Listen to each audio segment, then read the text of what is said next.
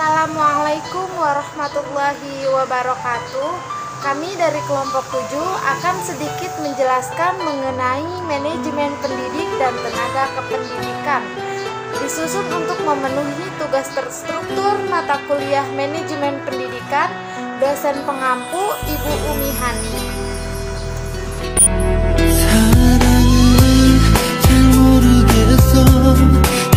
Saya Anda Nur Melianti. Sebagai pemateri pertama, di sini saya akan menyampaikan mengenai pengertian manajemen pendidikan, pengertian pendidik dan tenaga kependidikan, dan pengertian manajemen pendidik dan tenaga kependidikan. Yang pertama itu mengenai pengertian manajemen pendidikan. Dikemukakan oleh beberapa ahli bahwa F. Stoner mengemukakan manajemen adalah sebagai proses perencanaan, pengorganisasian, dan penggunaan sumber daya organisasi agar mencapai tujuan yang telah ditetapkan.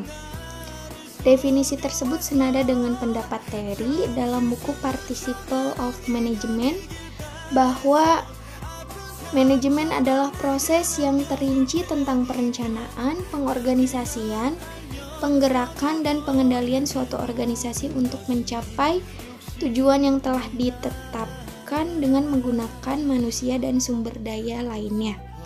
Menurut Robbins, mengemukakan bahwa manajemen adalah proses mengkoordinasikan dan mengintegrasikan kegiatan kerja agar diselesaikan secara efektif dan efisien melalui orang lain. Maka dapat disimpulkan bahwa manajemen mempunyai makna sebagai suatu proses kegiatan yang dilibatkan sejumlah orang untuk mencapai tujuan tertentu yang ditetapkan secara efektif dan efisien. Nah, untuk sampai pada pemahaman manajemen pendidikan, perlu disinggung terlebih dahulu mengenai pengertian pendidikan.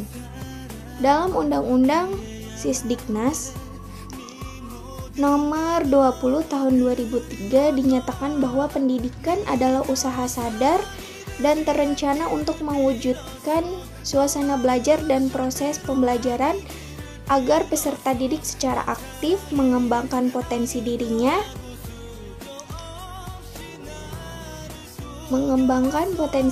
untuk memiliki kekuatan spiritual, keagamaan, pengendalian diri, kepribadian, kecerdasan, akhlak mulia, serta keterampilan yang diperlukan dirinya, masyarakat, bangsa, dan negara.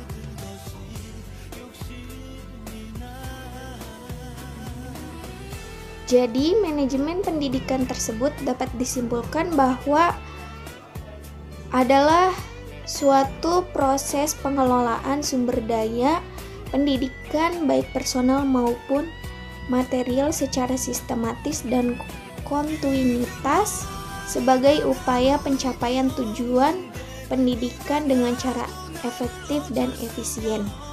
Yang kedua, mengenai pengertian tenaga pendidik dan kependidikan.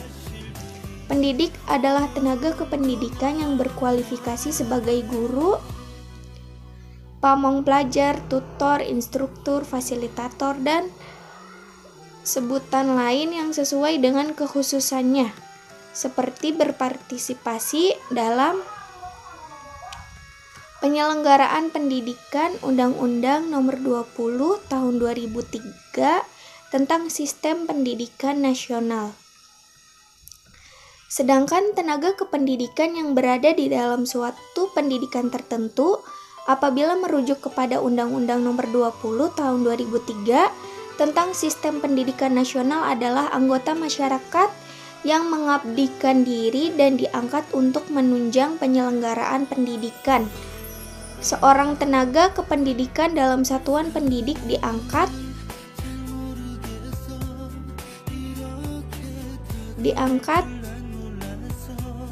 dan didayagunakan untuk menjalani tugas-tugas yang sesuai dengan bidang keahliannya masing-masing dan mendukung semua program-program yang telah disusun oleh kepala sekolah demi tercapainya sebuah tujuan sekolah dengan efektif dan efisien.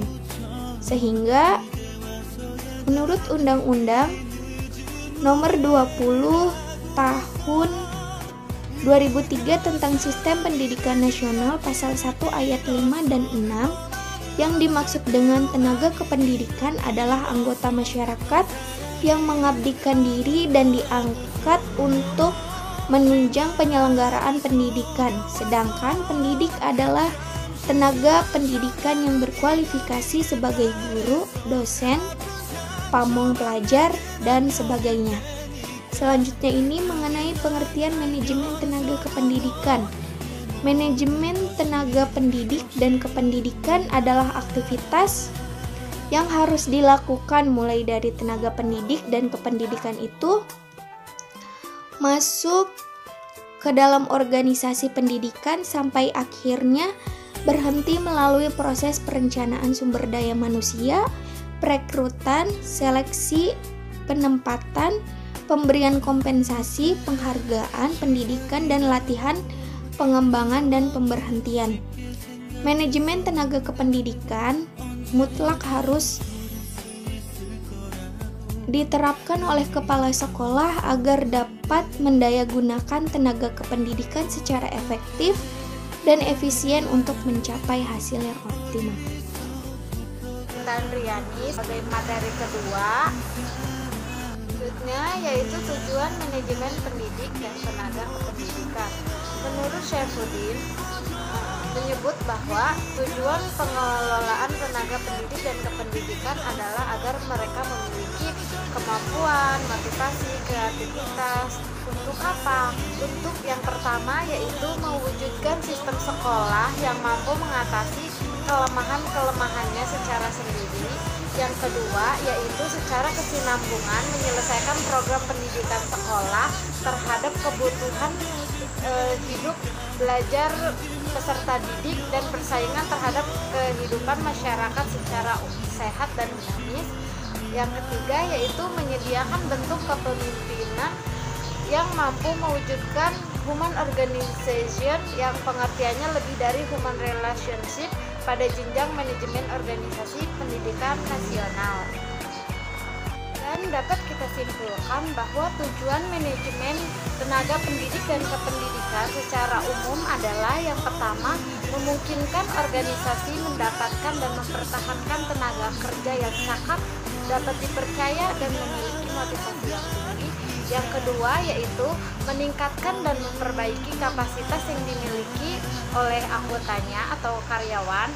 Yang ketiga yaitu mengembangkan sistem kerja dan kinerja tinggi yang meliputi prosedur perekrutan dan seleksi yang ketat, sistem kompensasi yang inisiatif yang disesuaikan dengan kerja, pengembangan manajemen, serta aktivitas pelatihan yang berkaitan dengan kebutuhan organisasi dan individu. Adanya manajemen pendidikan sangat penting dikarenakan setiap manusia tidak akan pernah lepas dari sebuah organisasi, baik organisasi dalam skala besar ataupun dalam skala kecil. Manusia sebagai makhluk sosial yang tidak dapat hidup sendiri tanpa kehadiran orang lain. Begitu juga dalam kehidupan lembaga pendidikan yang tidak akan berjalan apabila hanya dikelola oleh satu atau dua orang saja, maka mustahil akan mampu meraih hasil yang maksimal dan mencapai tujuan. Karena dari hal tersebut dapat disimpulkan bahwa lembaga pendidikan merupakan sekumpulan orang yang memiliki kegiatannya masing-masing tapi mempunyai kesamaan dalam mencapai tujuan yang disepakati. Selanjutnya yaitu tugas dan fungsi dari pendidik dan tenaga kependidikan. Secara khusus tugas dan fungsi tenaga pendidik didasarkan pada Undang-Undang Nomor 14 Tahun 2007, yaitu sebagai agen untuk meningkatkan mutu pendidikan nasional, pengembangan ilmu pengetahuan, teknologi dan seni, serta mengabdi pada masyarakat. Dalam menjalankan tugas dan fungsinya secara profesional, tenaga pendidik dan kependidikan harus memiliki kompetensi yang disyaratkan, yaitu pendidik harus memiliki kualifikasi minimum serta sertifikasi yang sesuai dengan jenjang kewenangan mengajar, sehat jasmani dan rohani, serta memiliki kemampuan untuk mewujudkan tujuan dari pendidikan nasional.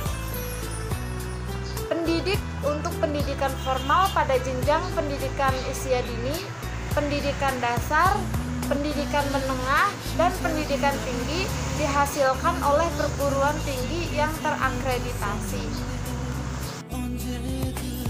Saya Nur Khalifah Abbas, selaku pemateri ketiga akan membahas tentang tenaga kependidikan, akan membahas tentang peran dan fungsi tenaga kependidikan. Nah, tenaga kependidikan dalam suatu lembaga pendidikan itu tidak dapat dikesampingkan akan peran dan fungsinya yang sangat membantu kegiatan dan program-program sekolah.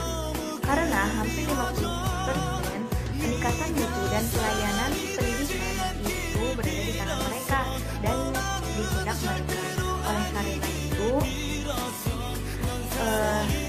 sebagai kepala sekolah itu harus mampu mengatur dan mengelola keberadaan mereka dengan sebaik mungkin agar kegiatan sekolah berjalan dengan efektif dan efisien. Untuk itu, fungsi dari tenaga kependidikan itu ada banyak sekali.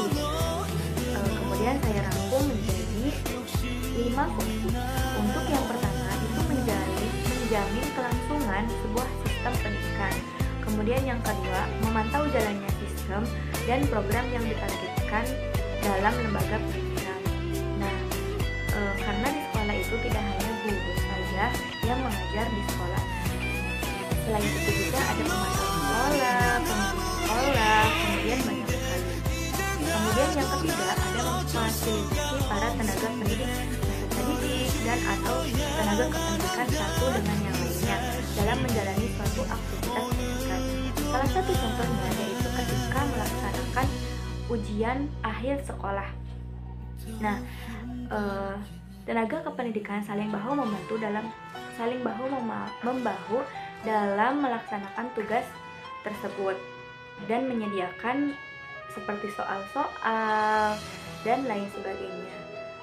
Contohnya itu seperti staf TU, contoh lainnya itu seperti staf TU, yang mana staf TU itu mengatur tentang kepegawaian guru, kemudian data dapodik siswa dan murid, kemudian data-data guru dan lain sebagainya. Untuk yang keempat yaitu memberikan rasa aman dan nyaman bagi seluruh orang yang terlibat dalam lingkungan pendidikan. Nah, satpam di dalam sekolah itu juga merupakan tenaga pendidikan loh. Sebagai seorang satpam dan cleaning service yang ada di sekolah itu dapat memberikan rasa nyaman bagi kita yang belajar di sekolah karena membantu dalam mengamankan lingkungan sekolah dan membersihkan lingkungan sekolah juga. Kemudian yang kelima, melayani kebutuhan peserta didik dan guru dalam melaksanakan kegiatan pendidikan.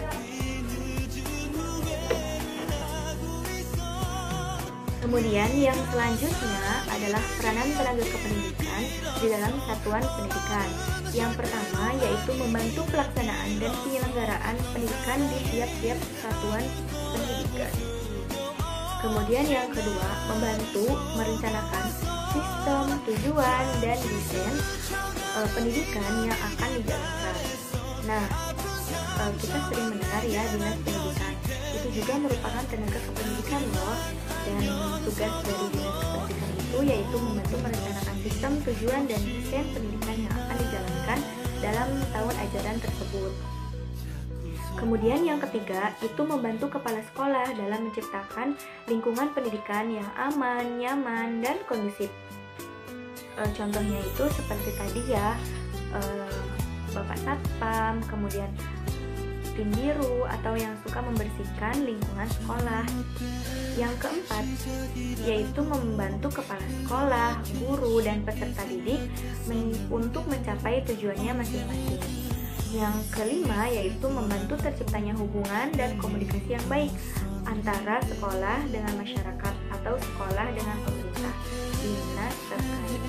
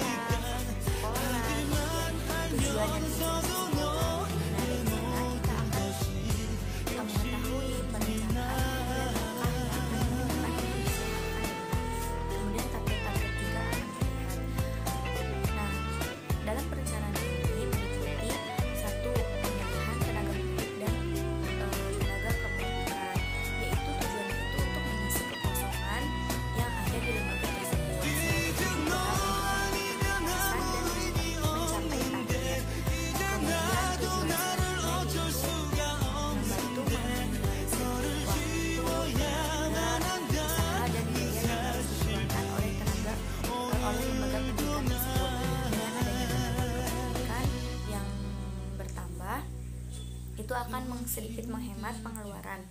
Kemudian manajemen kinerja itu berkaitan dengan fungsi-fungsi manajerial tentang suatu proses yang berlangsung terus-menerus yang berkaitan dengan fungsi-fungsi manajerial kerja. Nah, kemudian yang ketiga itu pengembangan karir. Di dalam suatu organisasi manapun pasti di sana terdapat pengembangan karir, yang mana yaitu kondisi manajemen, adanya peningkatan status seseorang dalam suatu organisasi. Kemudian yang keempat yaitu peranan